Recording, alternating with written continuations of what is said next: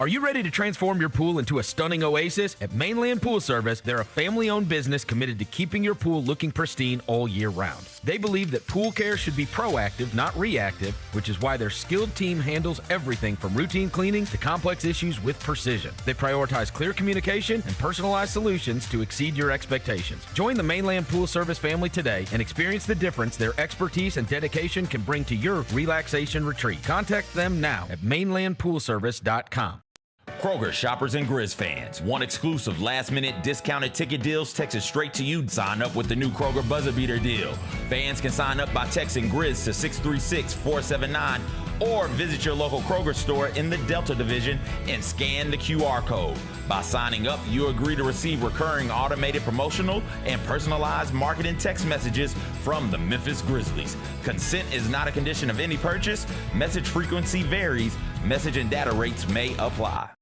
Grizzlies fans, dunks, dimes, and no-looks are great on TV, but nothing compares to catching them IRL. And that starts with buying tickets at Ticketmaster, the official ticket marketplace of the Memphis Grizzlies and the NBA. Ticketmaster gets you to the game so you can catch every highlight in person. From seeing your favorite Grizzlies stars up close to hearing the squeak of the sneakers on the hardwood. Put that jersey collection to use and get tickets at Ticketmaster. There's no better brag than saying you saw it live. See you courtside, Memphis. Own the 2025-26 Grizzlies season with the 10-game Flex Pack, the ultimate way to catch all the action on your terms. Choose your favorite matchups from intense rivalries to weekend thrillers and customize your pack to fit your schedule. With 10 games to pick, you'll never miss the moments that matter most. Visit Grizzlies.com/packs today to build your perfect ticket pack and cheer on the Grizzlies your way. It's your team, your season, and your schedule. So don't miss out. Sonic Radio. Welcome back to Sonic RNDIO. That spells radio with me, the CIO. This just in, the new Sonic $1.99 menu lets you build a crave-worthy meal for just $1.99 an item. Whether that's a creamy shake, crispy tots, or a quarter-pound double cheeseburger. This just out. Ostriches. They're mean, not very cute, and in my opinion, way too big for a bird. Don't miss the Sonic Fun 99 menu. 5 items, always $1.99. Live free, eat Sonic. Tax not included. See menu for details. Let's face it, there's a lot of trash talk in basketball. But the great teams let their performance do the talking. Like Ford F-150 with Pro Power on board. A class-exclusive industry-first feature that turns your truck into a mobile generator and leaves the competition speechless. Ford F-150, official truck of the Grizzlies. Greatness starts here at your Mid-South Ford dealer. Class is full-size pickups under 8,500 pounds, GVWR. Nate Bargatze. Look, I say a lot of dumb stuff. I try to keep it in front of large groups. Seems to go better that way. Big Dumb Eyes World Tour. When you say something dumb one-on-one, it's a lot for that person. I'll say it, then I can just feel that they feel the weight of my life on their shoulders. Tickets and info at NateBargatze.com. Don't miss the Big Dumb Eyes World Tour. Nate Bargatze. Duke is suing their quarterback because Darian Menza announced he was entering the transfer portal last Friday. So Duke said, no, you're not. I'm all for NIL. I'm all for player freedom to transfer and player empowerment. But just saying, I signed the contract, but the contract doesn't matter. I don't understand how that works. Tune in to the Jessica Benson Show with CJ Hurt live every weekday at 8 a.m. on YouTube at Grind City Media and the official Grind City Media app. The long goodbye begins. A very special evening with Journey. Final Frontier Tour.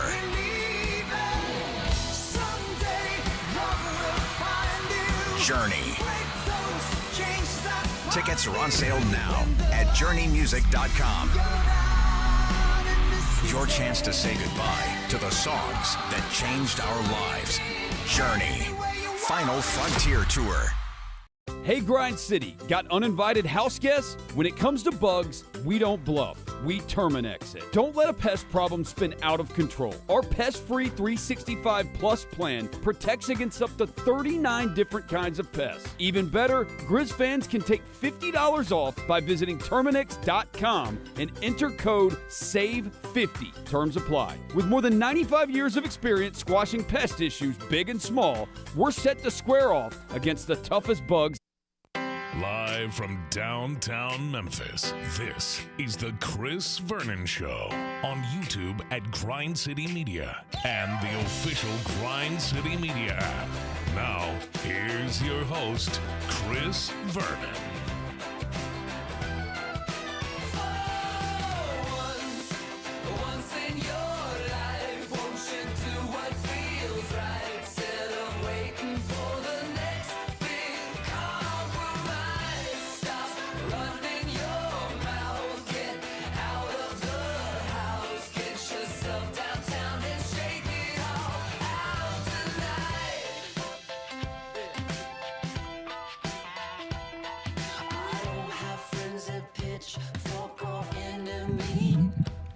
Here we go. It's noon on GrindCityMedia.com. It's Chris Vernon Show. Welcome. It is a Tuesday, February 17th, 2026 edition of the show. Today on the show, I've been out for a while. We got a lot of stuff to get to. Appreciate the guys filling in yesterday on a President's Day because they did 10 things. We have a bunch that is going on. WWE Raw was in town last night. We were represented at said show. In addition to that, I'll tell you where I was over the weekend, give you thoughts on what was NBA All-Star Weekend, a bunch of stories that are going on today, not the least of which include both the Memphis Tigers and the Memphis Grizzlies. We will get to those. It is a Tuesday. It's kind of blah outside, but smile. Let's do it. Turn it up.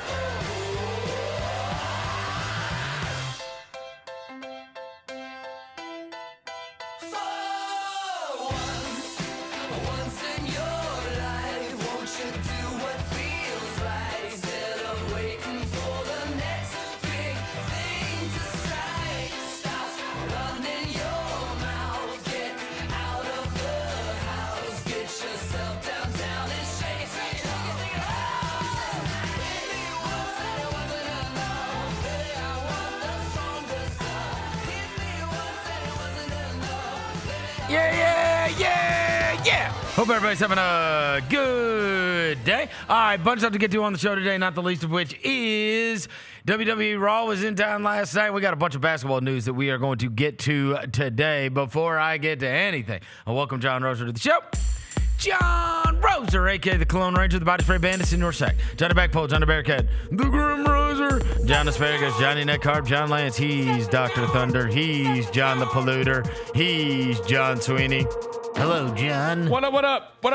Devin Walker's here. He's the microphone mangler, Senor Quasadilla, Mr. Math Navajo Joe, the reporter, the photographer. He's Sir His. He's Walker 93.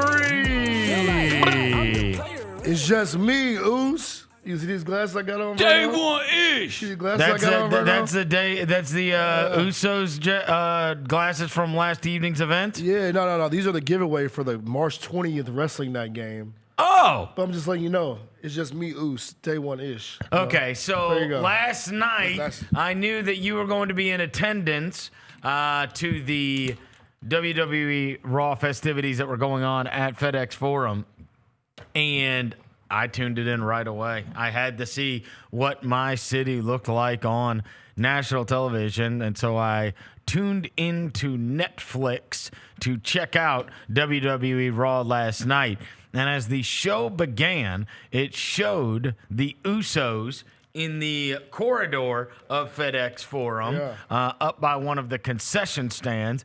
And then as they do, they walk through the crowd, and they are doing their yeet dance, day one Oos, and everybody's going crazy. And then Logan Paul walks out of the back, and everybody starts booing because Logan Paul is now interrupting the yeet dance.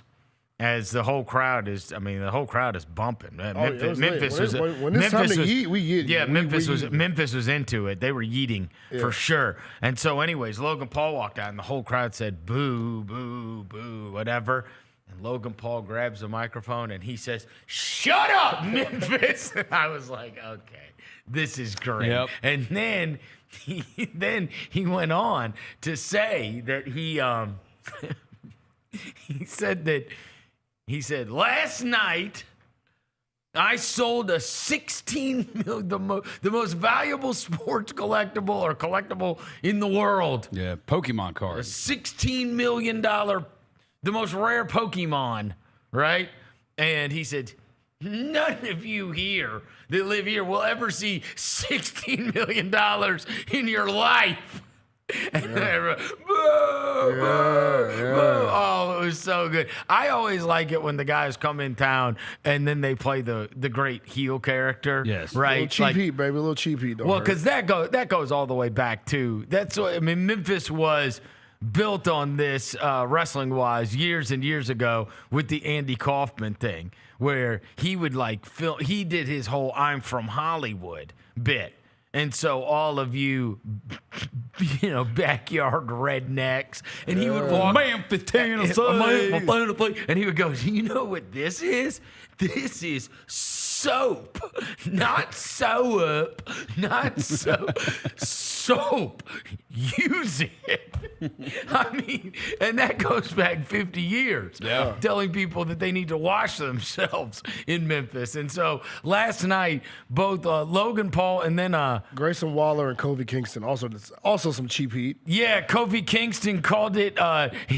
He said that he needed to get out of here like John Morant. Yeah, he said, I'm going to get myself suspended so I can get out of this town like John Morant wants to get out of here. And then called it a butthole. It is. This butthole of a city. Yeah. All right, that's funny. And then proceeded this morning to post a photo. Our city a butthole. Yeah. Proceeded this morning to post a photo of of John Morant's parking spot, a selfie.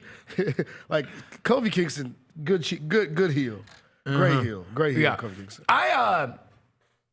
Obviously they do an unbelievable job of production. They made Memphis look cool last night, and I actually thought outside of LA Knight, who bores me to tears. You hate LA Knight.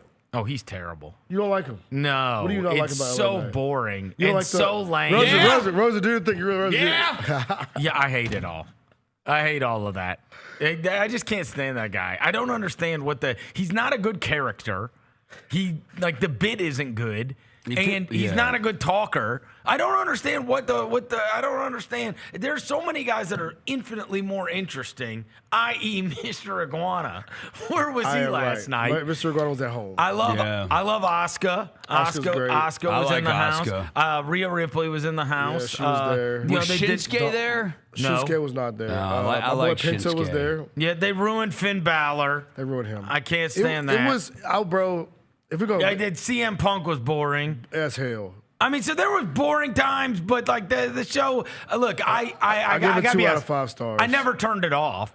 So, oh really? You thought it was lame? I didn't enjoy it, bro. As someone who consumes a lot of wrestling shows, and I've been to a lot of wrestling shows in the last 4 days, I think that was probably my least favorite. Because you were at TNA over the weekend in Nashville. And the crowd, but those you can't compare it to the small shows, man. The small real shows, wrestling fans, bro. I know, it was last night was WWE is a production. It's okay, cool, the casual fans, but it was just way too much just downtime of just yapping with no purpose. Well, also they didn't have the biggest. They didn't have the biggest stars, right? The biggest stars aren't part of the big storylines that are going on right now. They're leading up to. It's kind of a dud time because it's you're supposed to care about the Elimination Chamber. It's who cares? Oh, no. It's the beginning. I care about the chamber. No, you don't. It's the beginning of the road. Backlash is what I don't care about. No, but it's this match is going to get you into the elimination. Okay. Yeah. Just tell me who's in the Elimination Chamber. The triple threat match with Bayley and them, bro, the crowd was, they were not feeling that. No. It was Bayley, Natty, and Asuka. Natty doing the fake Ronda Rousey bit. It's cheesy. The beginning of the road to WrestleMania is not always. It's not the best road. Exciting. But I would say, bro, before they got to the main event, I was like this. Yawning. I was I was not having a great time. Also, too, where I was sitting, Vernon. You've been on a plane. You've been on a plane, Roser. Yeah. There should be requirements, bro, if you buy ringside seats, bro. If you are 300 plus, you should not be able to buy ringside seats. You were smushed. No. You were smushed the entire time? Bro, because they make you sit down during the match. I was in that joint like this. Oh, I thought you were going to say you were getting squeezed up against the railing like you got bruised ribs Like, or bro, something. I'm like, bro, like, what are we doing, bro? That's what you get for finding girls on Tinder. Bro, Yeah. don't do that. I think the dude. All you see is their head. I think. It's on Hinge. All you saw was her head. Yeah. And she showed up, she was She saw 300. 300 pounds. Like, oh no. I will say the dude next to me. I think he was on a date though, bro. Because that man. It was bad. It was bad. It was bad, bro. I was in that joint. So it's squished just like a potato. bad. It's just not a great experience Yeah, for I you. didn't appreciate. I understand. I didn't enjoy the experience. I understand. partly because I was squished in between like a sardine. I understand. Two, because there was too much yapping going Yeah. on. Like the AJ Lee Becky thing was. Yeah. Hit me. Like Yeah. no, Finn. And Becky's lost too much weight. Yeah, I've been trying to tell y'all that, She's bro. a string bean now. Yeah, bro. Like her arms look all like she doesn't look like a wrestler Yeah, if you, anymore. like, blow She her, doesn't. Yeah. Yeah. She's just gotten mega skinny. Yeah. You know what I mean? Yeah. And like one of the guys I wanted to see, he was. I want my wrestlers being like actually physically imposing. Yeah, like Obafemi. Or mega athletic. Right? You know what I mean? You got to have something you bring to the table that makes me think like, all right, you're actually dangerous. Yeah, you might hurt me. Right? Yeah. Like Obafemi. Like Obafemi wrestled in a dark match. I sent y'all the video. Yes. Like he's physically imposing, Yes. bro. Yes. Like him. I want to see him in a like he was doing his little like he is imposing. Right, and also if you're gonna be like skinny or something, then you gotta have a bit that you're a crazy person. Yeah. Right? Like you know what I mean? It's yeah. kind of like the whole Joker Bane thing. They could both be villains, but the Joker is like mega depressed and crazy, and Bane is physically imposing and is like a big problem for you, Yeah. right? Like he could actually rip your head off. And so I need you to, if you're not going to be physically imposing, you have to have a bit. Like you have to be an amazing, athlete, or you got to be able to fly off the ropes, or you got to be able like a lucha where you 619, or you do. But just being like an average ass person with an average bit. That doesn't do anything for me. Like, you shouldn't even be, like, what scares me about you? I want to be feared. You know what I mean? You got to give me some reason to fear you or laugh at you. Right? Exactly. I can laugh at you as well. Like your boy El Grande Americano. Hilarious. Who said he doesn't speak English and then proceeded to start speaking English. Hilarious. He said, my English is very broken, and then proceeded to do a whole promo in English. Yes. Like, I like him. A good bit. I like him too. But as a show, bro. Yeah, you didn't like it. Okay. I was not ready. All right. Well, look, over the weekend, I went to Arizona over the weekend during All-Star break because I wanted to go down there and find the sun. Yeah. Which we really haven't. We were iced in for like 2 weeks, and obviously the kids had this mini break, and so it was a good opportunity while the NBA was on All-Star break to get out of town. So I went down and played some golf there and did a bunch of family stuff and bopped around. And unbelievably, the one day on Friday, it rained. It never rains, ever. It rained. Like maybe I was probably on like the, 12th or 13th hole or something like that, and it started raining. And we went inside and cut that short. But I was getting to play. I was out at Whisper Rock, which is like basically all former athletes, PGA guys. I happen to have a friend that is a member there from 100 years ago. So he was kind of like grandfathered in, older retired guy.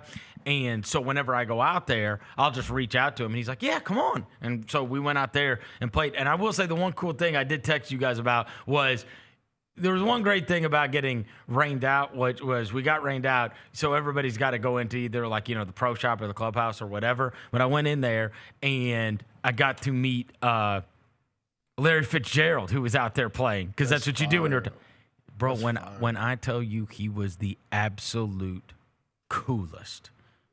He was so cool. And I was like, this is great. It's always so great when you meet somebody that you watched for so many years and is truly like a legend. Like the guy's like an alt. Yeah. Oh, and I watched him interact with all manner of people. Now, again, he's at a golf course. He's comfortable So he there. knows he has whatever. you, yeah. A lot of people, everybody there knows him and whatever. But, man, he didn't know me.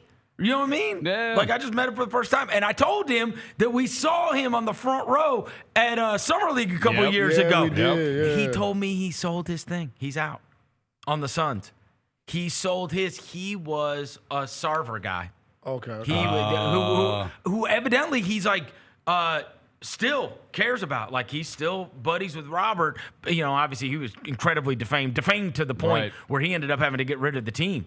But he was in with like that Sarver group, and so he was part of it whenever I guess they sold to Ishbia. So he doesn't have a stake in it anymore, but still a huge basketball fan and everything. And it was he couldn't have been any cooler. Is he as big as he is he like size wise? Because he looks on a football field, he looks physically imposing. No, he's big. A big dude. Yeah. Okay. Yes. Yeah, like, does he still look like that? Or No. He doesn't. No.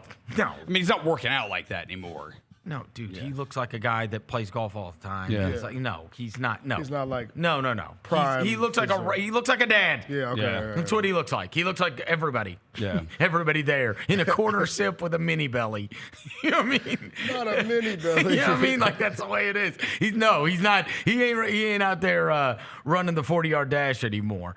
But anyways, and then Sunday, I met up with friend of the show, Brent Rooker. He is there for spring training. I knew Brent was going to be out there, so that was part of the reason we planned the trip, because they go to they have Mesa for their spring training site. A bunch of the teams go out there. They're kind of either Major League Baseball guys either split to Florida or Arizona, and their group is in Arizona. And so he was out there, and we went and played it's regularly ranked as the #1 public course in Arizona. It's called Wekopa. Dude, it was unbelievable. Like, unbelievable. Is Brent nice? Is Brent nice at golf? Bro. And Brent's an athlete. He hit one. Brent's an athlete. He's hit almost 70 home runs the last 2 years. Yeah. And he hit one. We were playing a hole. His hand to God. It was 425 yards.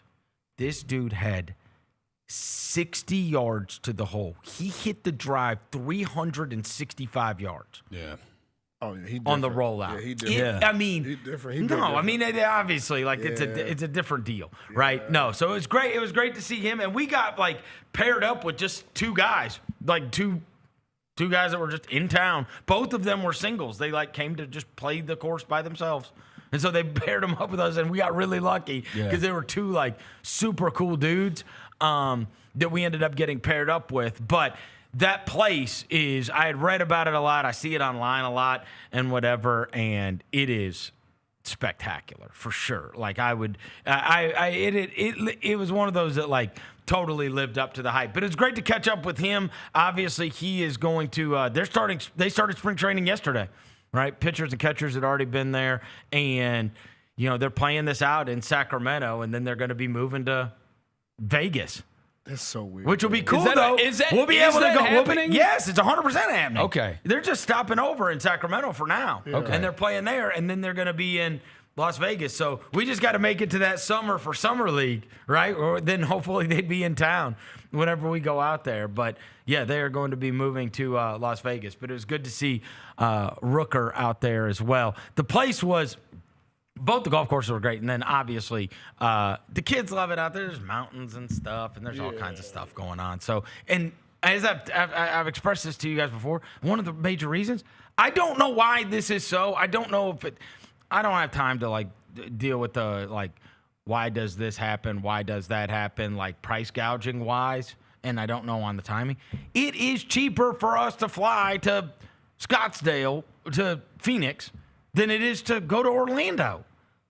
Yeah. Wow, that is interesting. And unless it's like Spirit, and now Spirit, the carry-on bag is $130. Oh, you're out of pocket. Yeah. And check-in bags are that too. So it's like that doesn't even save me any money. Yeah, right. When you're traveling with 4 people, I'm gonna pay freaking $600 in bag fees.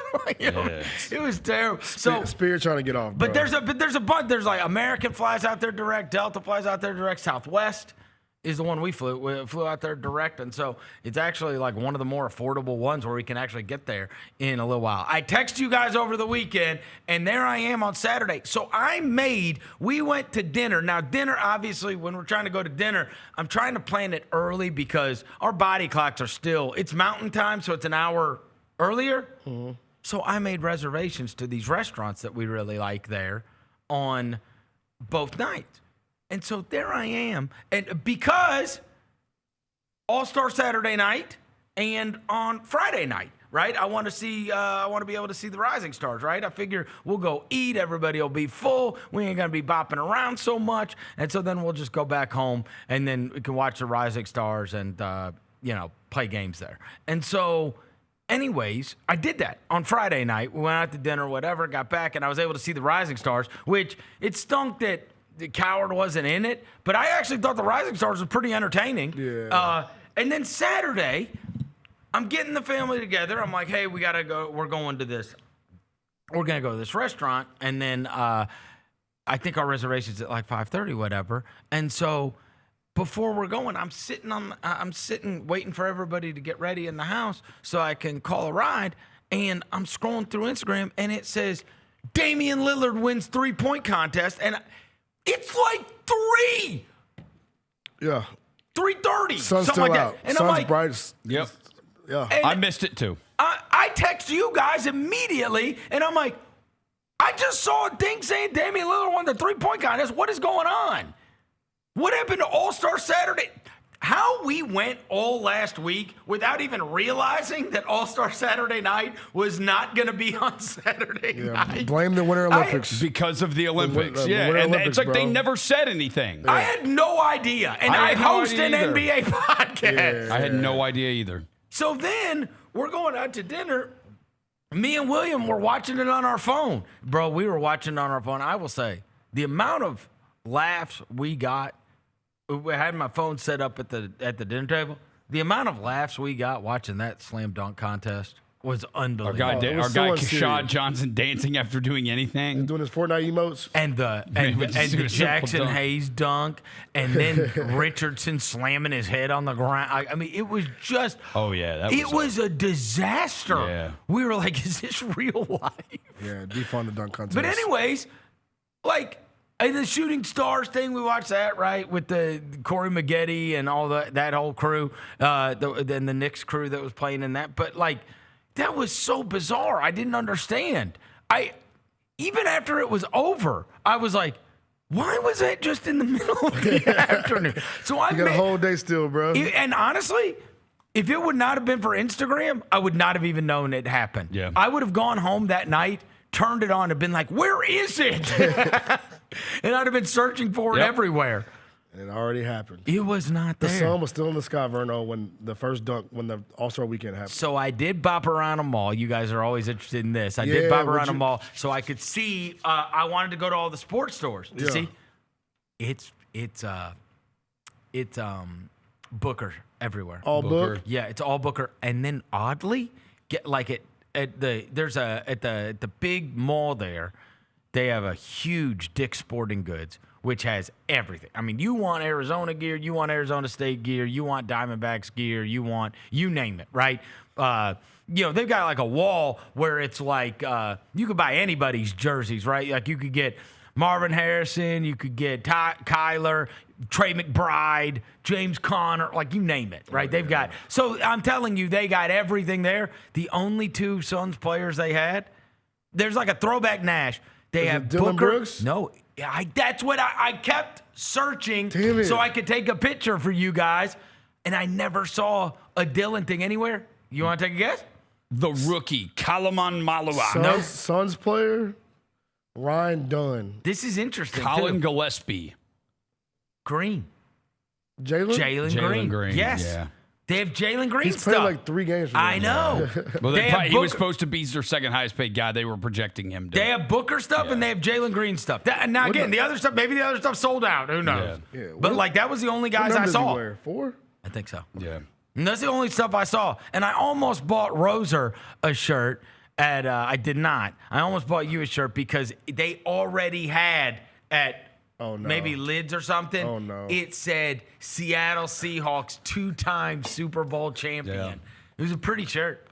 I mean, I will say a listener also DM'd me this weekend. I was like, and how'd said- they already get that in stock? It happened last weekend. They sent me a link. A listener to the other show sent me a link and said, "Hey, you should buy this for Roser." It was a Seahawks championship It shirt. was. They were like, "You should do Roser a favor and buy him this shirt." I might No, still they do already it. had I need toilet cleaner, so that would be good. Here we Yeah. go. So, anyways, the other thing is, like during the day, I was trying to watch if we were at the house just chilling. I mean, I'm on Prospect Watch now, bro. I'm on Prospect Watch. And last night, that Kingston Flemings from Houston, oh my God, he's unbelievable. He is unbelievable. Like, this thing is getting deep, because it's every day we're talking about this. And now, we'll get to how Adam Silver kind of addressed how things are going to be handled and about kind of how they're at a crossroads and they've got to think about things in a way that they've never thought about them before. And then the gambling thing comes up again because of the whole season win totals that people bet on and whatever else.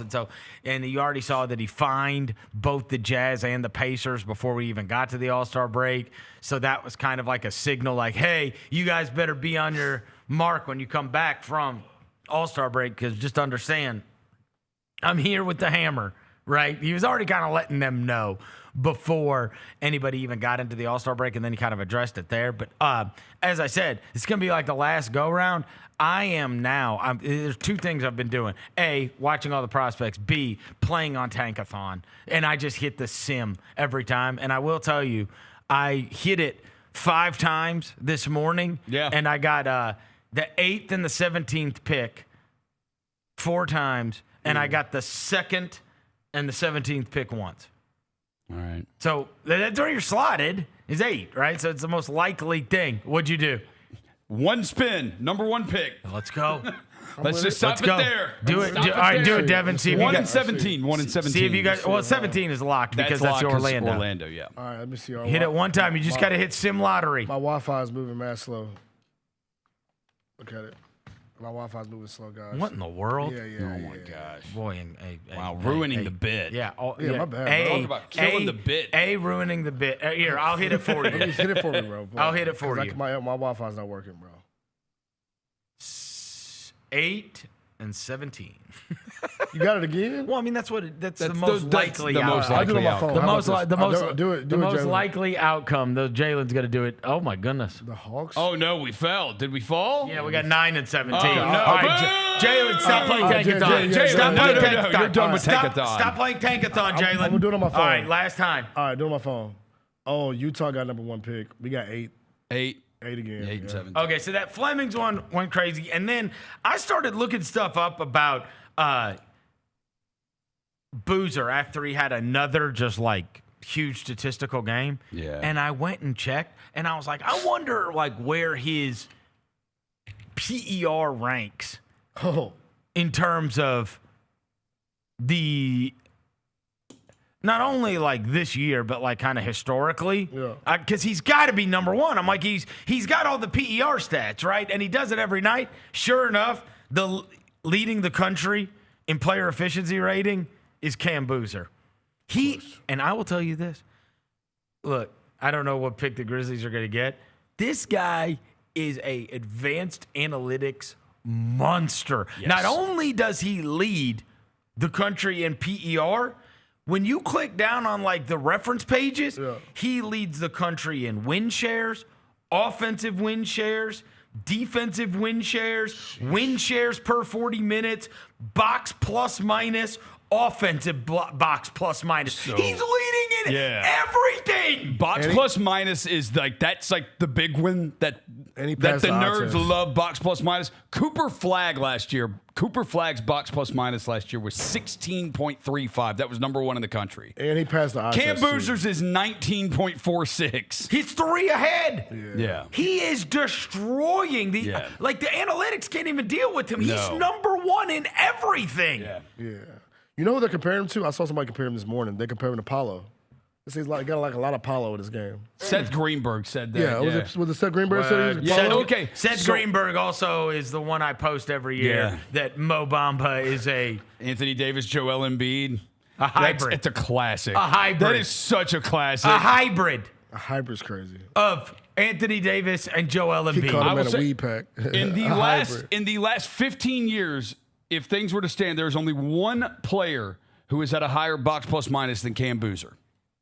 Zion Williamson. I want to say 20.1.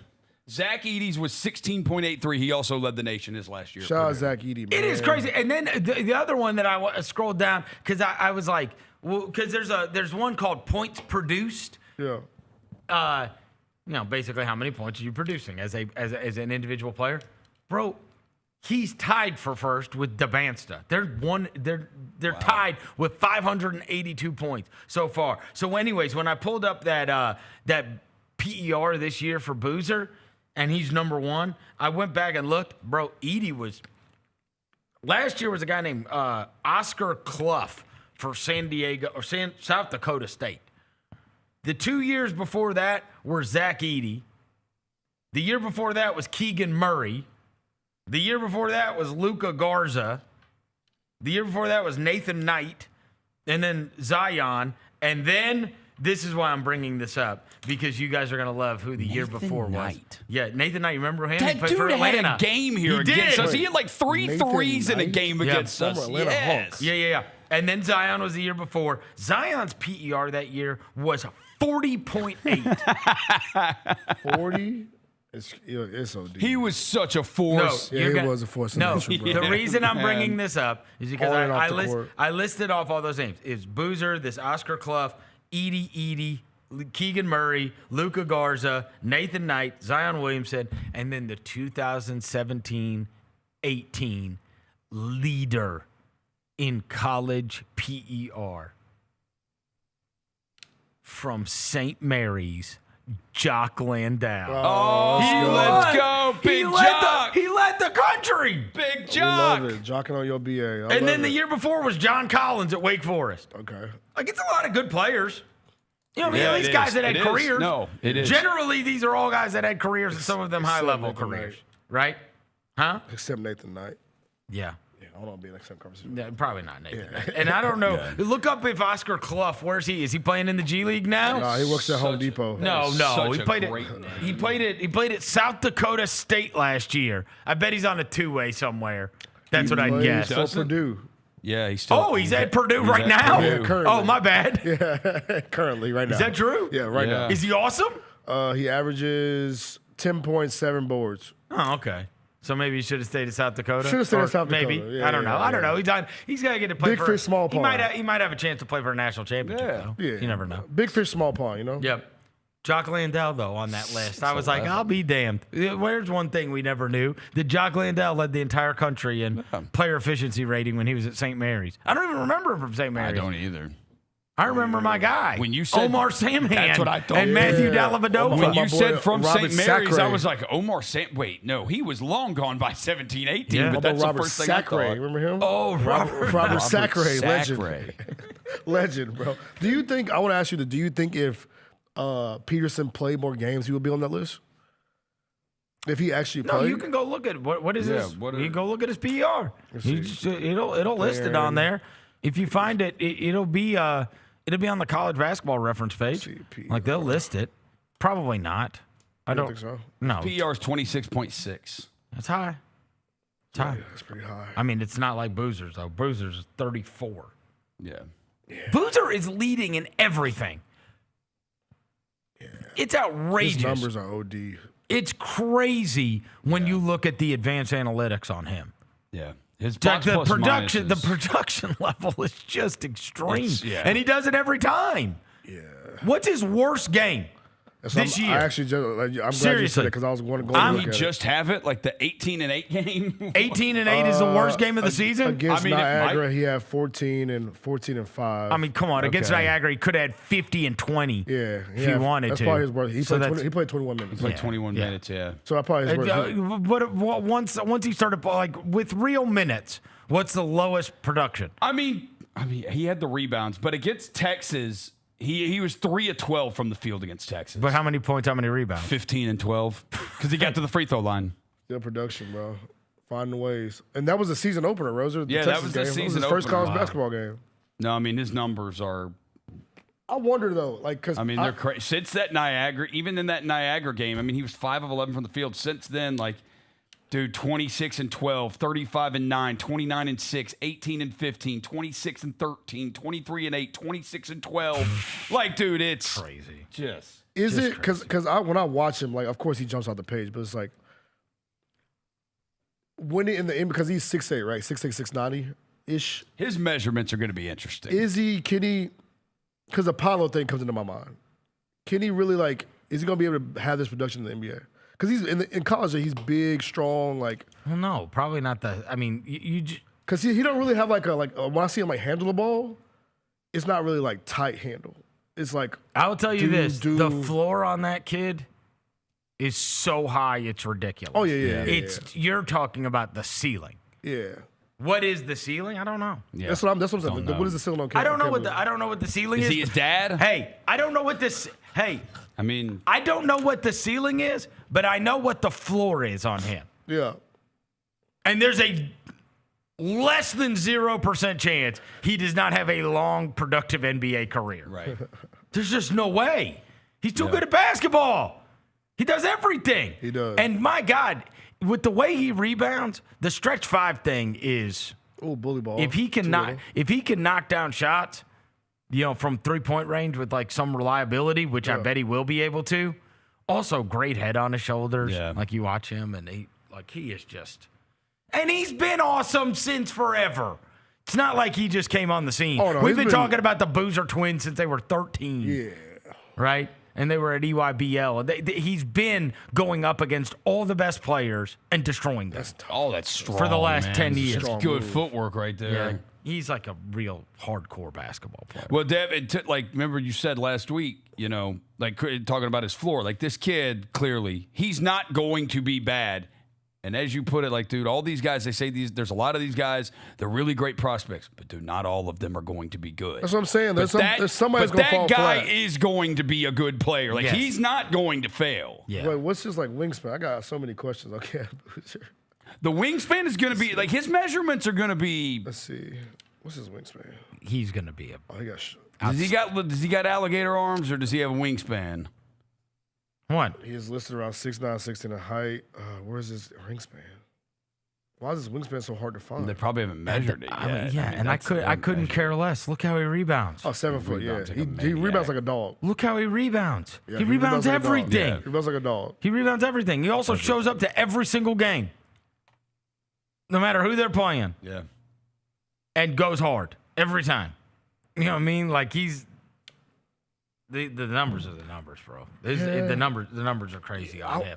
Unfortunately, we are not talking about our own local team very much. I don't know how much you guys covered the Tigers yesterday with what happened at the Utah State over the weekend. That was a mercy killing. It was more of, like, it always feels like every game this season, every loss is this where we're at with Tiger basketball? We're at this point in Tiger basketball. We're at the point where, like, the Utah State coach is having to apologize for running up the score on us. And you got players getting suspended. And somebody posted this morning, like, what was the reason for that? The dude's getting suspended? Yeah, do we know? It said some conduct detrimental to the team. Yeah, what is that? Violation of team rules. Yeah, what is that? Because apparently Zach Davis. So we don't know. Zach Davis went on Instagram this morning, posted a photo of him, like, reaching out to the court with a Rilo Rodriguez song, "If I Had You Again." We're of that era. We were at the Boogie Ellis song lyrics. Oh Lord. On the Instagram page. No, this is the era we're at. We're at the everybody talking about Penny every day era. Yeah. Yeah. That's where we are. And I have said, since the beginning, since we realized that this was going to be what it was going to be at the beginning of the season, I'm going to throw something at you guys that is something that people have not talked about. And I'm going to express it because I was thinking about it this weekend. And very well, look, it's unacceptable what's happened with Memphis, the attendance, everything. Right? You know what I'm saying? We all have stated we would want it to happen with Penny Hardaway, right?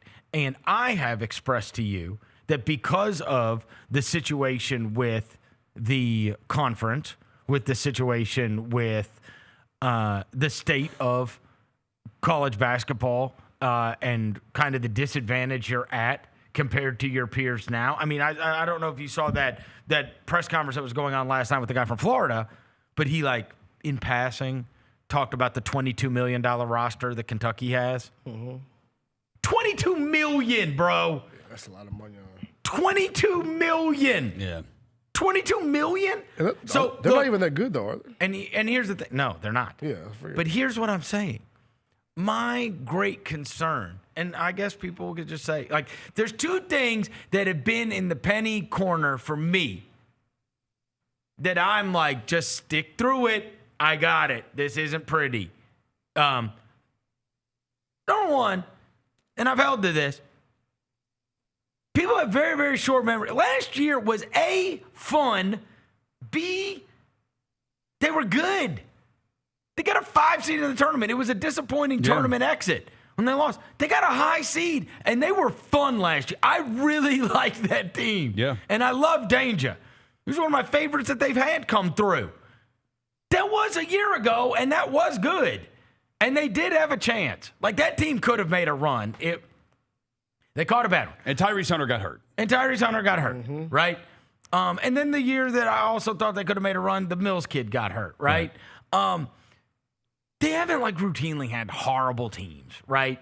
This one is a horrible team. This is a bad team. This is a bad basketball team. And they're not fun. And they're not particularly likable, okay? My concern is, with the University of Memphis, that Penny Hardaway is the only way you're getting anybody here. Why would they come to Memphis? Why? You could say, for the money. I don't know how much money they're throwing around anymore. Your opinion's not there? I don't. I'm saying we lost our player to Kansas State. Yeah, I think we lost our best player to Kansas State, who was an All-American. I don't think they're throwing around money like they used to. I think I think that's the issue. They are throwing around the same money. Other schools are throwing around more money. Yeah. But also, and this is the dirty little secret that I have never heard anybody bring up, but which is true, and I've been thinking about it a lot and whatever. If we're going to be fair with ourselves, that University of Memphis basketball program has lived on the edge for the last 50 years.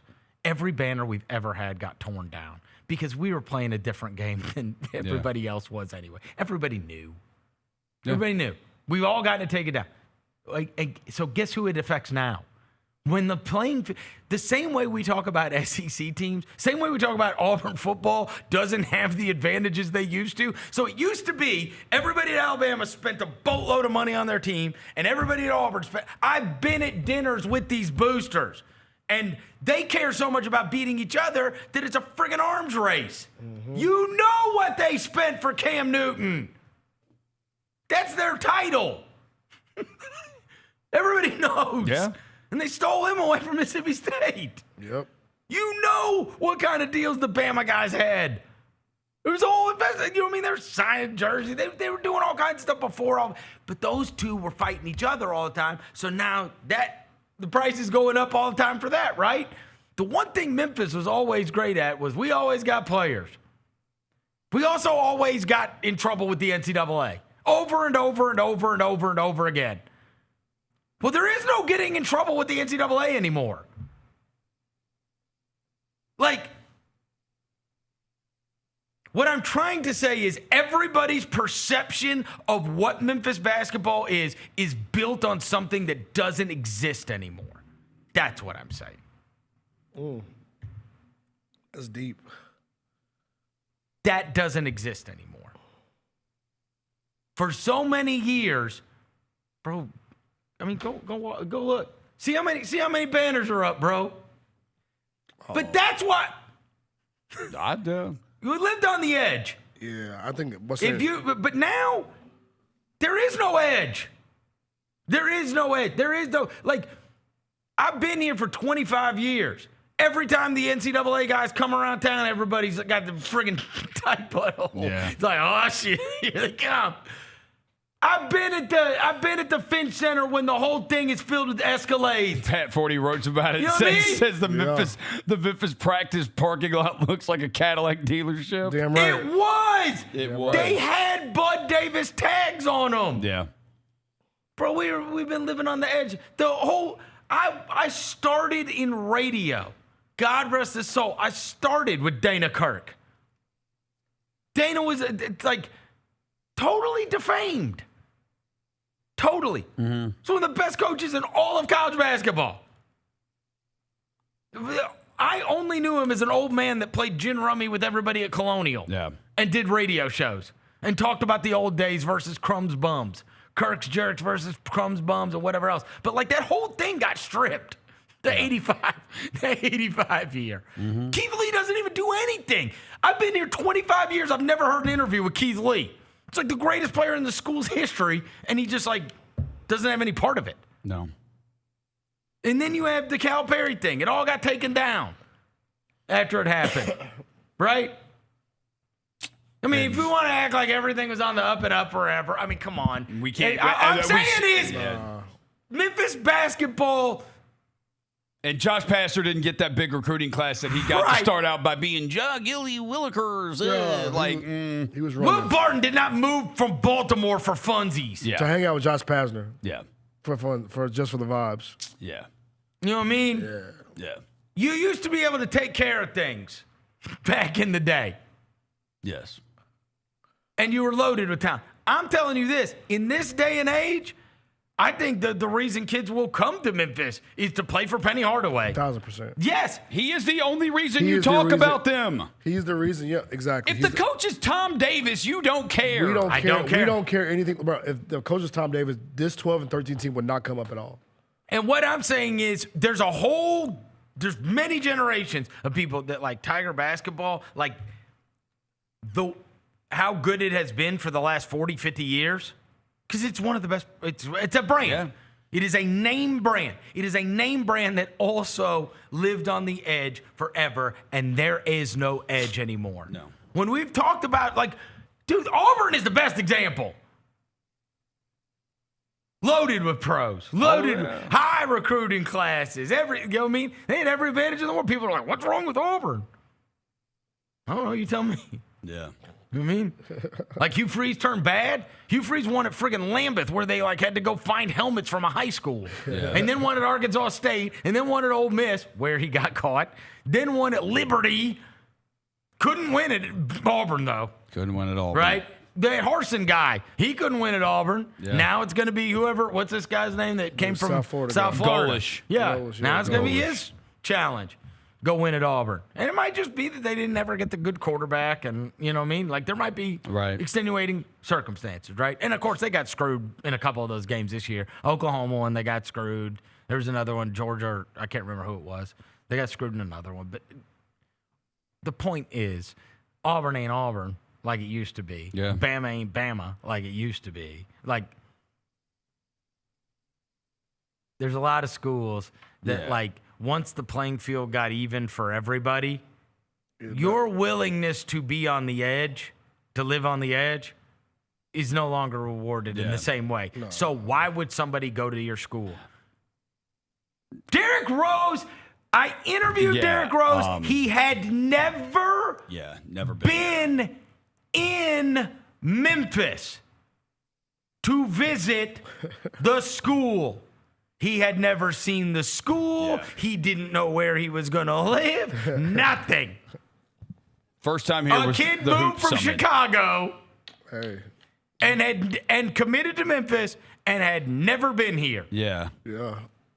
That's wild. I mean, I wanted to if Penny could just take the reins. Cause I've been reading a lot, listening to a lot of people talk about our boy Kenny Stubblefield saying like Penny has to take control of his roster because he can identify talent. I think his problem is like letting his assistants make the roster. Like, go do what you got to do, bro. Go get players. Because like you said, players will play for you. Players will play for you. Just go find the right dudes. So that's where I push back a little bit. Is like, bro, why does Utah State have way better players than we do? Exactly. Like, why do they shouldn't have better like? players Don't tell than me you, bro. $20 million shelling out $20 million for a roster. Exactly. They might have a lot of money, but Utah State should not have that much better players. Than I am making no excuses for this season. This is a abject disaster. And we played Tulane, and Tulane had the two best players on the court. Like, why does Tulane two best players better than anybody we have? What I'm saying is they screwed it up, and next year. But I'm saying if he gets these kids that are from Memphis, Cello and Fred. Yeah. And then he's able to build out around them, right? I do think that, like, what level of players are those? I'm one of the Cello and Fred. Oh, Fred's. They're both high level. How high level? Cello played with Cam Boozer at Columbus. No, what star recruit are we talking about? Are we talking about four-star. Okay, well, you can't depend on that to build your roster. I'll tell you this though. You do need young kids. I'll tell you this though. This upcoming class too. If I would, the thing that I would be most excited about is if you could get this crew of Memphis kids that's over the course of the next couple of years, because it's been down. There hadn't been an awesome Memphis player in a long time, but the two kids at Bartlett are I mean, those kids are in my son's grade, Bro, and I played against them growing up. I mean, I could have told you in fourth grade what they are. Yeah. Oh my God, they're unbelievable. And they are belting everybody in Memphis. DJ Oketh and Braylon. What's Braylon's last name?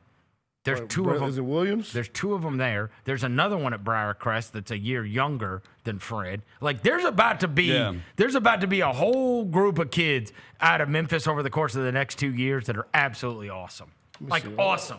And there'd be nothing cooler than those kids staying in Memphis and playing and, like, reviving the program. Yeah, Braylon Williams, DJ Oka, and Dylan Jones is also there. Dylan Jones can hoop too. We haven't had anybody, though, since, what's it called? That played for Memphis, like local kids. We haven't played anybody since Jeremiah, really, right? Jeremiah Martin. Yeah. I mean, Tyler Harris. Alo. Yeah. Yeah, like, and they weren't high. They weren't high level. These kids have like pro. Those were 3-star. No, these kids have pro potential. I'm saying there's a group of them over the course of the next couple of years. Like, bro, like that would be that Bartlett team. Dandridge was the last one. Oh, Malcolm, yeah, Dandridge, and that turned out horrible. Oh gosh, not Malco. Ew. Shout out Malco though. That did happen. Yeah, that was. Didn't he get like caught up for like cheating or something? Tutors. Oh yeah. Like Dylan Jones is. Let me see. He's small. No. That would be the. Dylan's coolest. a 4-star. Penny getting all the Memphis kids to come to Memphis would be the coolest because they're actually good enough now. Yeah. Like the Memphis kids are actually good enough players that you could like build like a serious roster with local kids, and that would be the throwback to the years. Because I just don't know, like if outside of playing for Penny Hardaway, what is Memphis? Like, that's all I'm saying. Yeah, like, no, I worry that it would just go into complete irrelevance. Yeah. Oh no, it will. It would. 1,000%. It's kind of. If Tom Jefferson was the head coach at Memphis basketball, we not. We don't care. You're hanging on. I mean, it's pretty. We're almost there. No, I'm in the place where he just got a bad crop. I think he just got a bad crop year. But you've got to have a banger season to get people back in there. You do. You got to have a next year. Yeah, actually, I will tell you. It is your opportunity because of you've got this lull. The worst thing ever, if this was last year's team, it would have changed things significantly for Memphis basketball because of what's happened with the Grizzlies.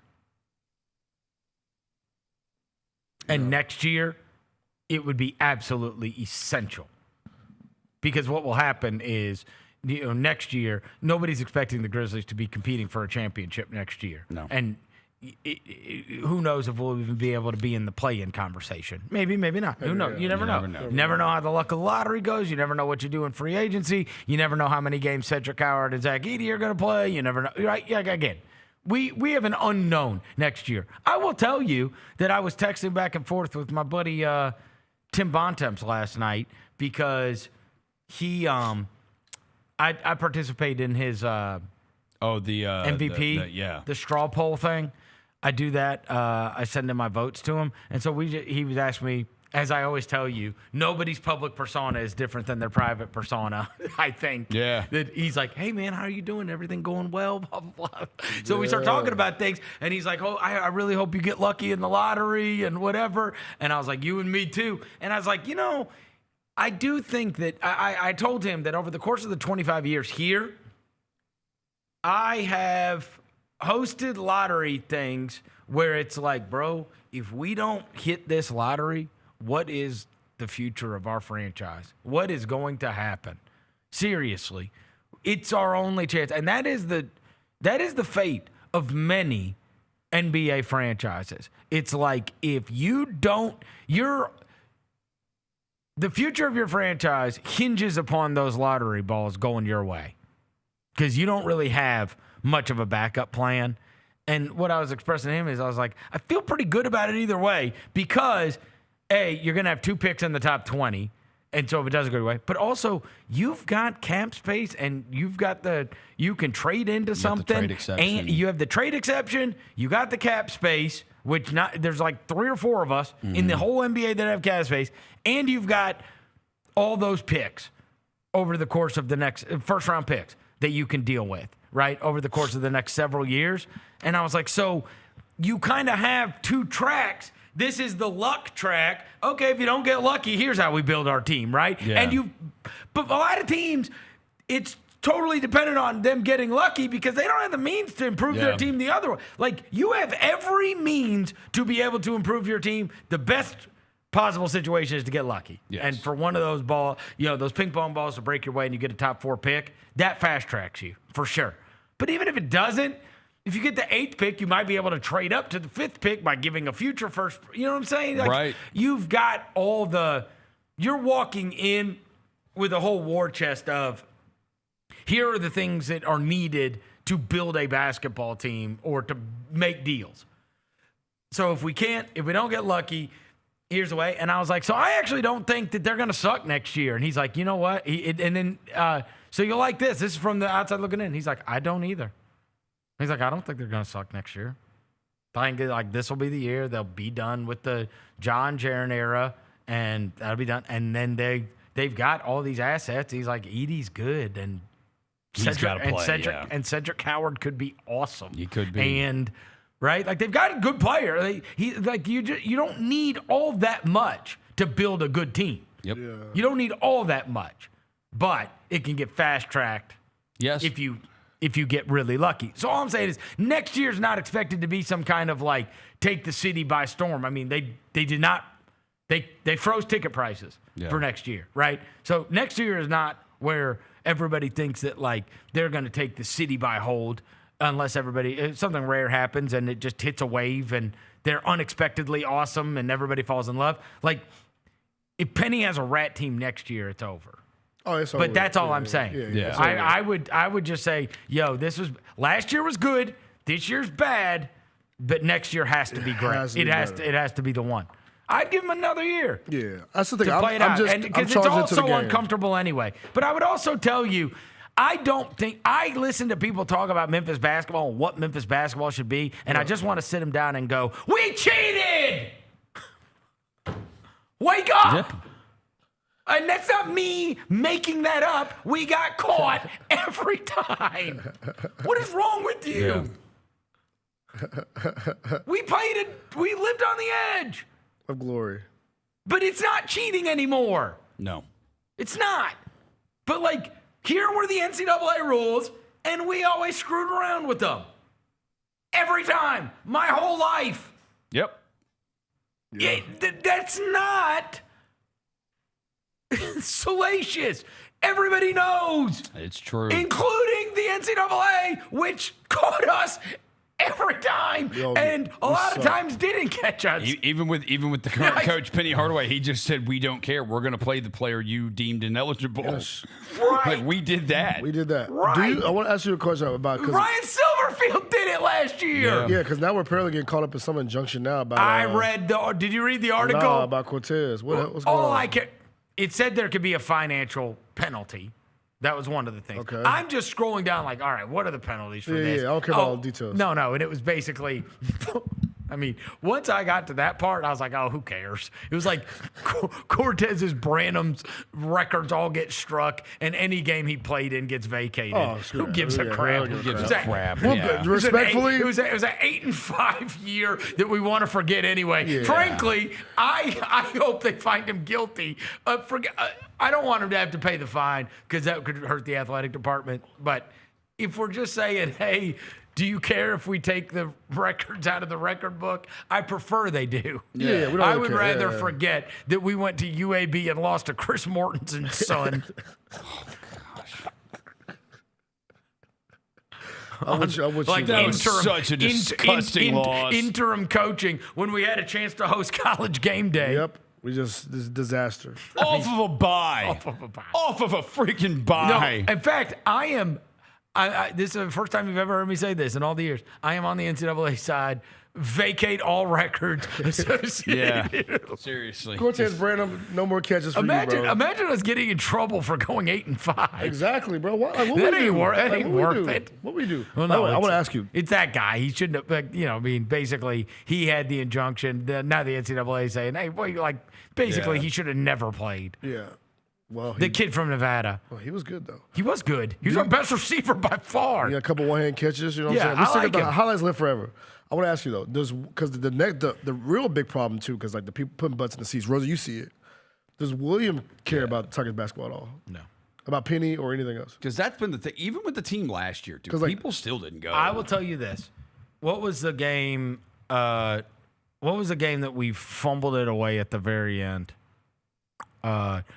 Gave up the game-winning layup to the white guy, and then Doug McDaniel bounced it off his knee ball. Tulane. That was Tulane. Tulane in the membrane. William did. I called him in for the last 3 minutes of that. Okay, but he don't really have a connection to it. No, I think he said we suck and walked out. Yeah, it's great analysis. Accurate analysis. Good job, because that's an interesting kind of fair. Oh God, you should have seen right? me. P.S. on my son. I sat by him at the plane yesterday. You should have seen me looking over his shoulder at what he was listening to. Oh, it was I don't even know madness, dude. I swear I did not recognize one artist. I am DY Cod. Is it just like gibberish? I don't know. I wasn't listening to it. I'm saying I could see it on his screen. Yeah. And I can't even remember what the names were. You want to feel out of touch? Sit by a teenager.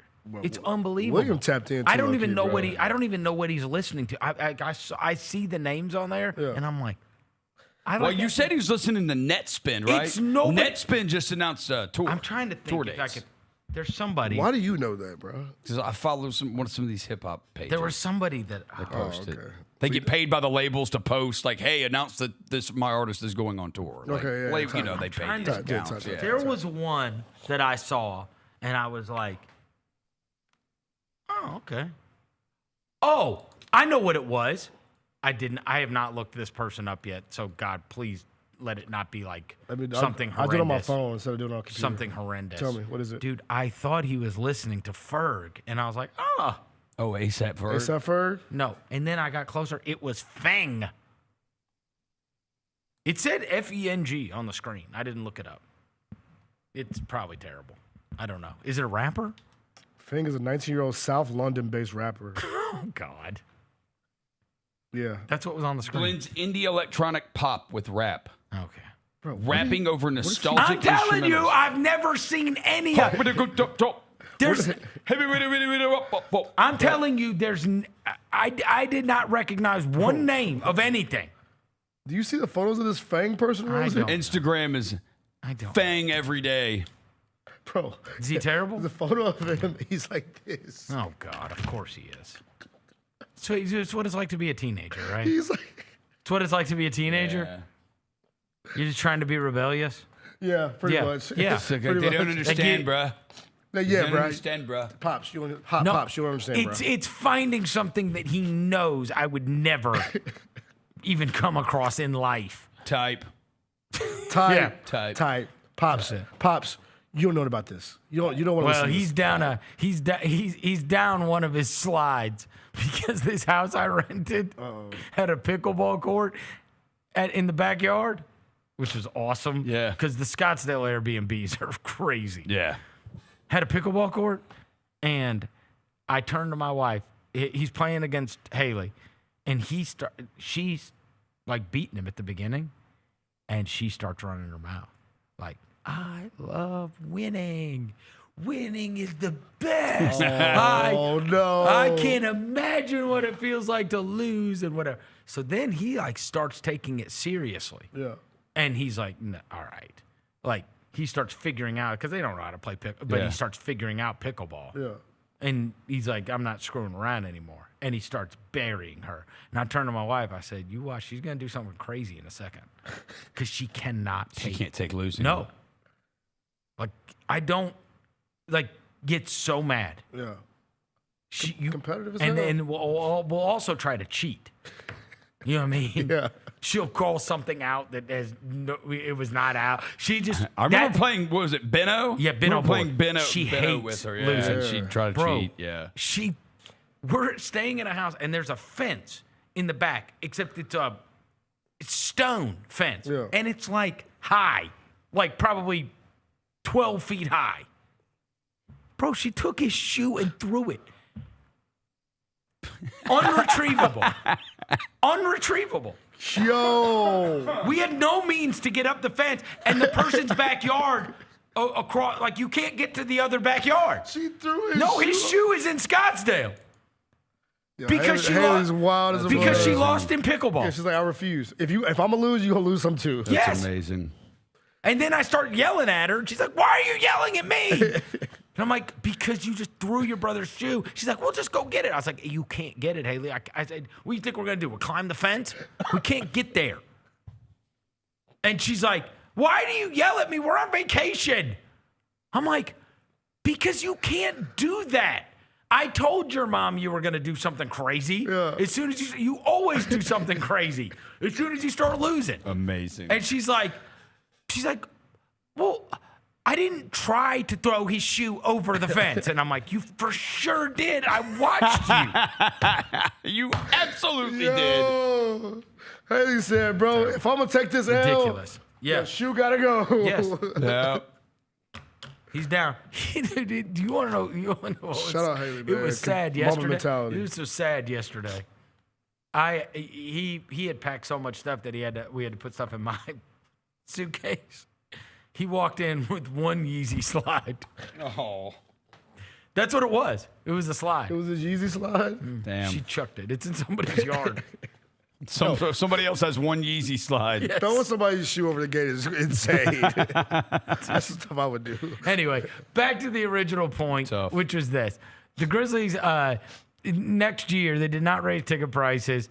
Hopefully they'll be on this upward trajectory, but that Memphis team has to be good next year. Yeah. They have to. They have to. But I'm not in the fire penny thing. I mean, I fear what could happen if they don't have him.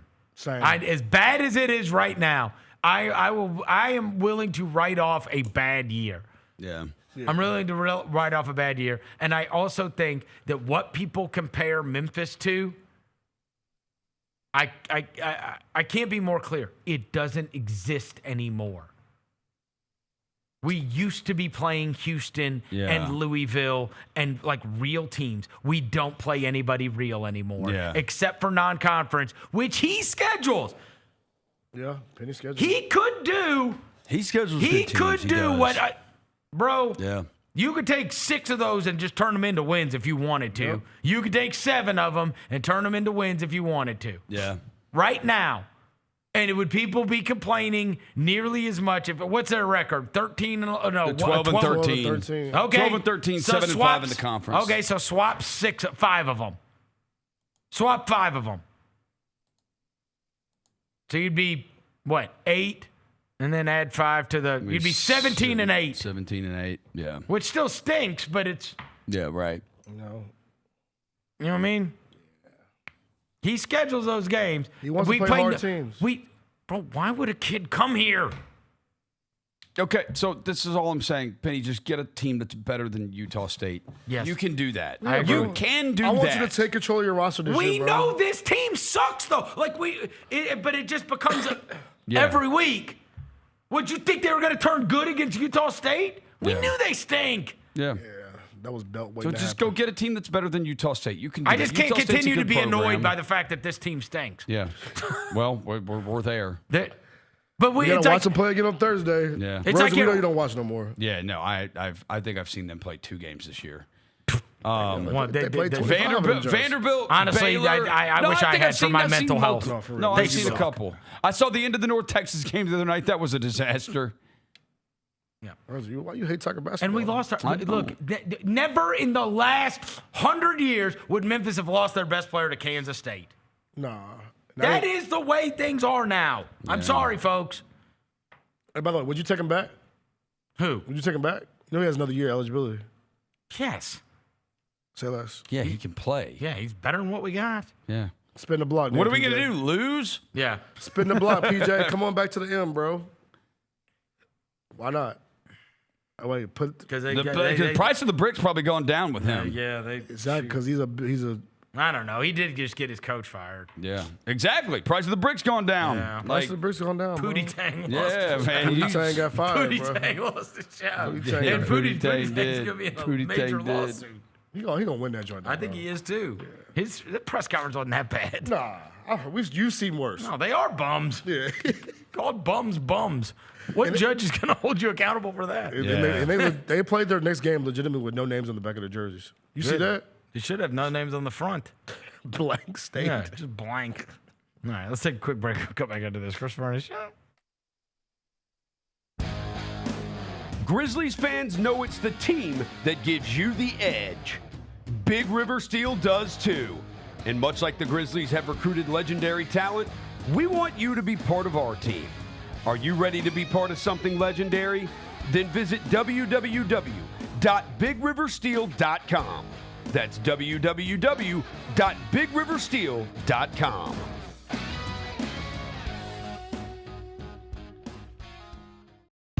Nate Bargatze. Look, I say a lot of dumb stuff. I try to keep it in front of large groups. Seems to go better that way. Big Dumb Eyes World Tour. When you say something dumb one-on-one, it's a lot for that person. I'll say it, then I can just feel that they feel the weight of my life on their shoulders. Tickets and info at NateBargatze.com. Don't miss the Big Dumb Eyes World Tour. Nate Bargatze. Thanks for showing up, Memphis. Nothing compares to catching your Grizzlies IRL. And that all starts with buying tickets at Ticketmaster, the official ticket marketplace of the Memphis Grizzlies and the NBA. Ticketmaster gets you to the game so you can catch every highlight. Put that jersey collection to use for the next game and get Grizzlies tickets at Ticketmaster. Whether they're here at FedEx Forum or on the road, Ticketmaster's got your back when it comes to scoring tickets. And there's no better brag than saying you saw it live. I risk my life to tell y'all these truths. Cat Williams is back. Brand new material, a new tour, and the same legendary laughter he's delivered for decades. Nick Cannon got 136 children, Jesus. Did you know that? Always classic, always Cat. White people are friendly. You can call them at 3 o'clock in the morning with the wrong number and they won't even be mad at you. Hello? No, I'm sorry. No Shaquita here. The Golden Age Tour. March 6th in FedEx Forum. Get tickets at Ticketmaster.com. Thanks for showing up, Memphis. Nothing beats catching your Grizzlies IRL, and nobody knows that better than you. So next time you want to hit up a game, Ticketmaster's got your back with tickets to every upcoming matchup. Whether you're catching the Grizzlies at home or on the road, you'll find tickets at Ticketmaster, the official ticket marketplace of the Memphis Grizzlies and the NBA. Keep putting that jersey collection to use and get Grizzlies tickets today. There's no better brag than saying you saw it live. See you courtside again soon, Memphis. Jeff Dunham, Artificial Intelligence, his all-new tour. You're the other white meat. How can you be so smart on one hand and so stupid on the other? Well, you're half of it. I realize I could have avoided all this years ago with one simple word. I do not. Silence! Don't miss a Memphis. Friday, April 10th, FedEx Forum. Tickets on sale Monday, September 29th at JeffDunham.com. Sonic Radio. Welcome back to Sonic RNDIO. That spells radio with me, the CIO. This just in, the new Sonic $1.99 menu lets you build a crave-worthy meal for just $1.99 an item. Whether that's a creamy shake, crispy tots, or a quarter-pound double cheeseburger. This just out. Ostriches. They're mean, not very cute, and in my opinion, way too big for a bird. Don't miss the Sonic Fun 99 menu. 5 items, always $1.99. Live free, eat Sonic. Tax not included. See menu for details. Own the 2025-26 Grizzlies season with the 10-game Flex Pack, the ultimate way to catch all the action on your terms. Choose your favorite matchups from intense rivalries to weekend thrillers and customize your pack to fit your schedule. With 10 games to pick, you'll never miss the moments that matter most. Visit Grizzlies.com/packs today to build your perfect ticket pack and cheer on the Grizzlies your way. It's your team, your season, and your schedule. So don't miss out.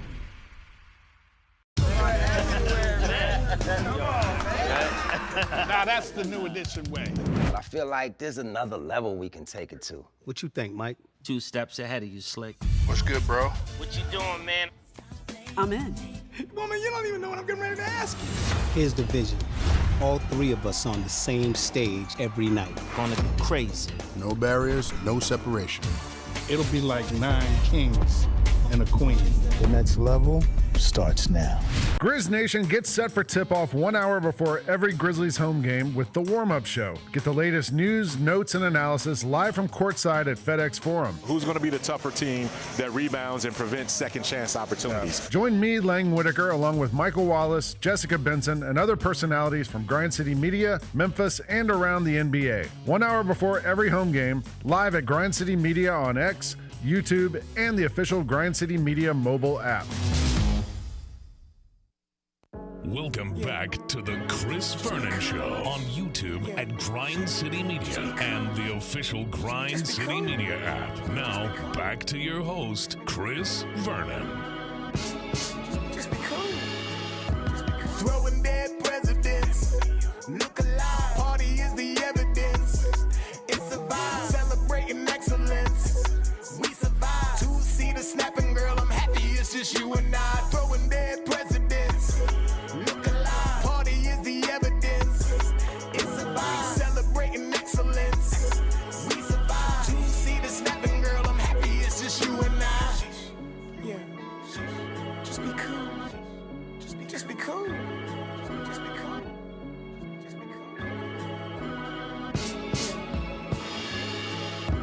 Time to make believers for you. You don't know till the victors go to spoil. It's on the floor. Never been no ordinary. Heavens know. Pass the plate like spiritual. All right, we're back. Chris Vernon Show. We've got a special deal for all fans of this show. Got a special discount code up for up to 30% off select Grizzlies tickets just by using the promo code GCMFAN. That means ticket prices for the upcoming Jazz game as low as $23. Head over to grizzgroups.com/GCM and lock in your discounted seats. Again, that's GCMFAN at grizzgroups.com/GCM. Don't miss out. Jerry Jackson in a wheelchair Friday night. That's crazy. Have you talked to him? I talked to him last week. Is he okay? He's okay. Oh, okay. I did. Very debilitating knee injury, keeping him out for the rest of the season. Is he going to be here? Did not talk to him about that part. If he's traveling or not, or I don't know if he's traveling at all. Oh, he might have to do very strenuous rehab for his horrible knee injury that he requires surgery on. No mockery. Adam Silver has fined both the Utah Jazz and the Indiana Pacers last week. Over the weekend, he said, quote, "In the old days, it was sort of an understanding among partners in terms of behavior. I think what we're seeing is modern analytics where it's so clear that the incentives are misaligned. Are we seeing behavior that is worse this year than we've seen in recent memory? Yes, in my view." Which was what led to those fines. And not just those fines, but to my statement that we're going to be looking more closely at the totality of all the circumstances this season in terms of teams' behavior and very intentionally wanted teams to be on notice. Silver began his news conference by saying that he had recently talked to 97-year-old Bob Cousy about his first All-Star game in 1950, and they both remarked how far the game had been since. That framed Silver's line of thinking that after 75 years, it might be time to rethink how the NBA runs its draft, just as the league continues to experiment with its All-Star game format. Said he's noted that in conversations with GMs and other members of the league's competition committee, the incentive structure of the lottery has made it unclear that the worst teams are actually the teams with the worst record. If teams are manipulating their performance in order to get higher draft picks, even in the lottery, then the question becomes, are they really the worst performing teams? It's not clear to me, for example, that the 30th performing team is that much measurably worse than the 22nd performing team. particularly if you have the incentive to perform poorly to get a better draft pick. It's a bit of conundrum. As I've said, the All-Star Game's 75 years old, the league's 80 years old. It's time to take a fresh look and to see whether it's an antiquated way of going and doing it. And so there you go. He said on several occasions he reflected on the conundrum between the short-term incentives teams might have to lose games to improve their draft position and the long-term best interest of the league. And so this is going to be very, very, very, very, very, very, very, very fascinating for these last several games of the season. Because as I told you, and we talked about this, we had this conversation a lot leading into All-Star Weekend, if it's already on front and center, if it's already the NBA's tanking problem, Adam Silver needs to step in, Adam Silver's not doing anything, Adam Silver is a shrinking violet, all this stuff. It's like, okay. I did shows right before the All-Star break, and I said, we're going to have this down year for the Grizzlies where, they're probably losing a lot of games, but and people are there's nothing worse than walking out of the arena and people being excited that you lost. I hate it. I hate it. Yeah. But I told you I think this will be the last year because you have this perfect storm of a great draft. Like this is 12, 13 deep. Seriously. Yeah. Mm-hmm. This great draft and you and next year's draft not that good. And the year after that, they say, is not that great either. So this is like we've had 2 in a row, absolutely spectacular. This rookie class is crazy great. Yeah. And they say this is the best freshman class ever in college basketball in terms of production. This is the best one we've ever had. And so when you team up those things, and then you've got teams like the Grizzlies that were expected to be, competing for playoff positions, but now are part of, when you got 10 teams that are basically out of it already. And now it's just a matter of how many games they lose and what position they have for the draft. He put everybody on notice right before. It's like, I wonder what is going to happen if, you don't play your best. As I joked before that we got to the All-Star break, I was like, bro, you can't say that we don't play our best players in crunch time because we've done that before. Yeah. When we were trying to win, we do that. Ahead of our time. Yeah, we're not sitting Laurie marketing down the street. We set Jaren Jackson on purpose when we were trying to win. Exactly. We had John Moran out of the game with 3.5 minutes to go. Yeah. Mm-hmm. This is literally our strategy. So, but that was the thing. It's like, how are you going to judge whether or not you're manipulating trying to lose? Because that's what he was trying to do. That's why he dropped the hammer down on them for sitting their best players in the fourth quarter. Yeah. And their response was, fine, Jaren Jackson's getting surgery. Right. Got creative with it. Yeah. Yeah. I mean, it's like they and the Pacers holding everybody out. Yeah. All I'm telling you is this. I hate that this is even going to be a storyline. Do you know our first 2 games back are Utah and Sac? Ooh. Yeah. Yep. Ooh. Yeah. At the crib? Here? Yes. Yep. Jazz Kings. These are the remaining home games. Ugh. Utah, Sac, Golden State, Portland, the Clippers, Dallas. Okay. Denver, Boston, San Antonio, Houston, Chicago, Phoenix, New York, Toronto, Cleveland. Bro. Everybody except the Bulls, the Kings, and the Jazz are all playoff teams. I think we probably would have lost all those anyway. Yeah. With or without I mean, most of them. Most of those games. Yep. Yeah. I mean, we would have had to be really good. When you look at this, the last 15 home games, it's like, bro, you would have to be really good. How many games do you think we're winning in the final 29? Yeah, I answered this question yesterday. I said 2 and 27. Yeah. Oh, no chance. Devin said 2 and 27. Joking. No. I was joking. I said we'd go 5 and 24. Bennett said 8 and 21. I said 27 and What's the number right now? How many wins do they have? right now. We're 20 and 53 or 20 and 33. 20 and 33. Yeah, there's no way we get to. There's no way we get to 27 wins. So it's 6 or less. All right, I said 25. I said we'd win 5 more games. I said we go 5-24 in the final 29. Strap in, fellas. I mean, that home schedule is crazy. Yeah, that's treacherous. No, I mean, like that, we would lose those if we had our best players. A lot of them. And Friday's a big one. You're probably 500 in those at best. Yeah, that's treacherous for sure. At best. And Friday's a big one for the ping pong balls. Utah? Just GCM fan. Get your tickets. 30% I have players off. like just running out of bounds, bro. Well, look. Shooting blindfolded. No, over the course of the first dude, perfect stuff. It's just gonna be fascinating to see who he comes down on and who he doesn't, because he was trying to send a flare up. So here's the deal. One of the things they floated was, this thing is like, well, should we even do the draft like we do it? Yeah. Everybody's been focused on how to manipulate, things to like, all right, well, then get rid of pick protections, except for 1 through 4, 1 through the lottery, or get rid of flatten the odds more, or everybody's got a way to fix it, right? And then it was like, whoa. We just spent all this time talking about how we could fix the way it is.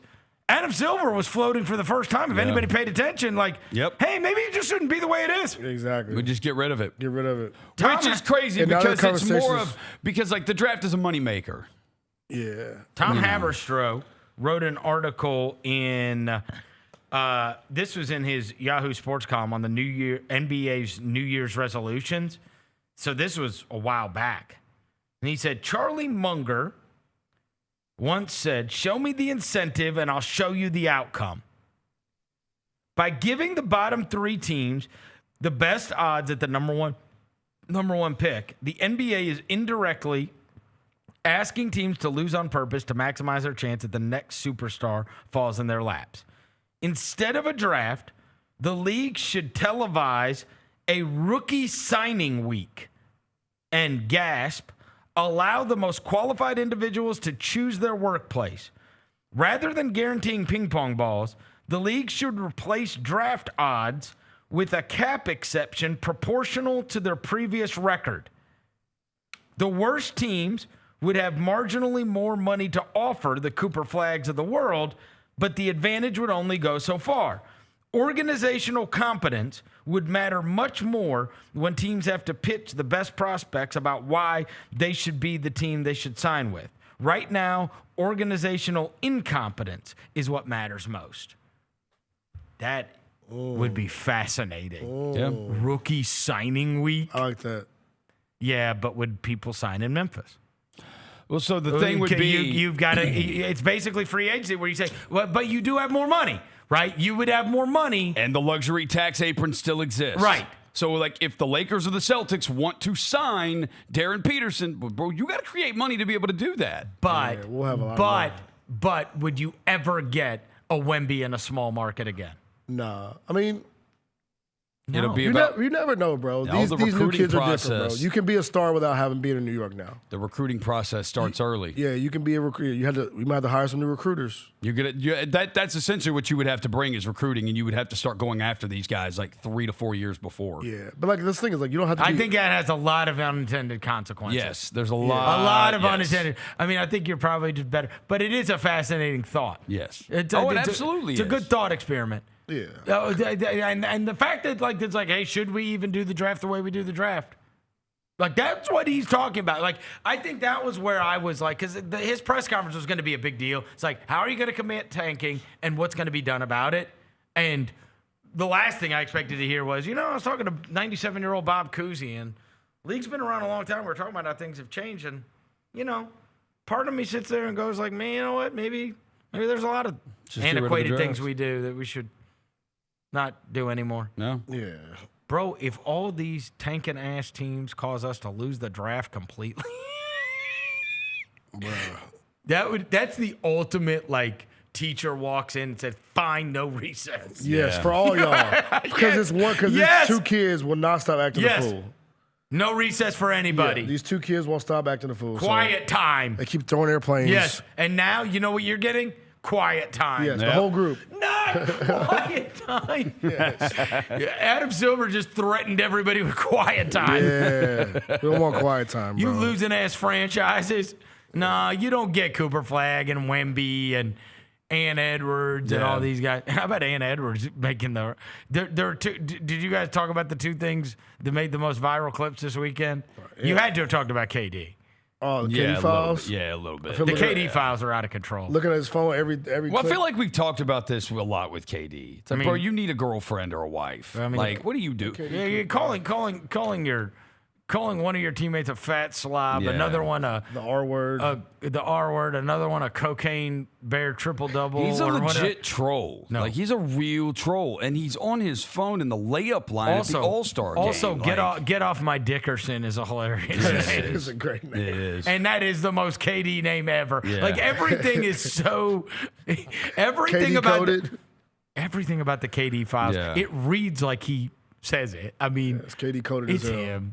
It absolutely. But the thing is, too, is like, bro. Like, and he also has not tweeted since, and he got rid of that. And it's the same people. Like I saw people like doing the.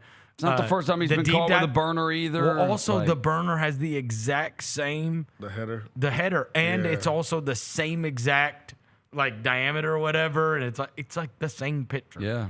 That he put up on his and his. Oh my God. KD's wild. Get off my Dickerson. But that's the thing, bro. Like people's like. You don't expect your group chats to become public. Sometimes. That's true. You know what I'm saying? I know you mentioned the girlfriend thing, but like we all have group chats that we don't want to become public. But you also have a very keen awareness of everyone in your group chat, and that's what did not happen here. Yeah, he's tweaking with that. Just talking to randos about stuff like that is wild. The fact that you don't, you know what I mean? Yeah. I also have an awareness of who's in the group chat when I'm sending things. Yeah. And it is people that you trust explicitly. Yes. Seriously. Yeah. There's nothing more damning than the group chat. Oh, bro. You know what I mean? If you have to trust everybody that you are chatting with, because they know that you're not the worst person in the world, yet something you may send would appear to be, or something that you laughed at. No. I mean, how many times have we sent ourselves that you're going to hell if you laugh at this? Bro, so many times. I know. Twice a day. It's the dark humor stuff. And it's like, all right, this is... But, I mean, you obviously know you can't be sharing that with the world. Yeah. Right. Right? That's what you... And he was in a group chat with people that obviously betrayed him in the most unbelievable way. Yeah. That one, but anyway, no, the other one is the viral Ant clip. Which one? Of him trying to get to Atlanta. Oh, with Jaylon Johnson? Yeah, with Jaylon Johnson. Yeah. I mean, why not? He's a live wire too. He stays post game. He also stays getting caught on microphones. Saying wild stuff.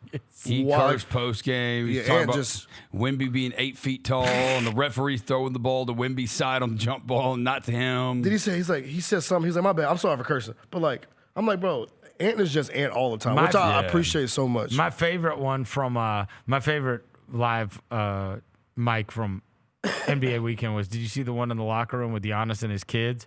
About Wemby? Yeah. He's like, he's like, his kid's like, is he better than you? He's like, no, I'm like a million times better. He said he's a million times better than Wemby. Hey. Giannis is likable, dude. He is. He's wild, He tries so hard. He does. But he is likable. Yes. Yeah. And there's another headline today. So what? Giannis? No, I'm committed to Milwaukee for now. Okay. Or something. Bro, it's like, okay, shut up. Yeah. He's going to New York. Huh? He's going to New York. Probably. He's waiting for the Knicks, because the Knicks can't offer what they need to offer, and they don't have the stuff until this summer. If they win the title, he won't. They got a chance. They got a chance. They do. They've been playing better. They had a chance of the title. I don't know. I think if they won the title, they'd still trade Towns and whatever else for him. Like the Anthony Edwards, I was talking about, whether he was like, we ain't beat y'all since Bruce Lee died. Oh, God. Like, he does not care, bro. He doesn't care. He beat the Raptors. He's like, damn, we ain't beat them since Bruce Lee died. He kept saying it over and over again. I'm like, bro, you really don't care, bro. I respect it, though. Shout out Anthony Edwards. I love him. It's going to do it for today's show. Thanks to John Roser across the glass. Thanks to Devin Walker. Thanks to Jaylon back in the studio. We'll be back tomorrow. Until then, we gone.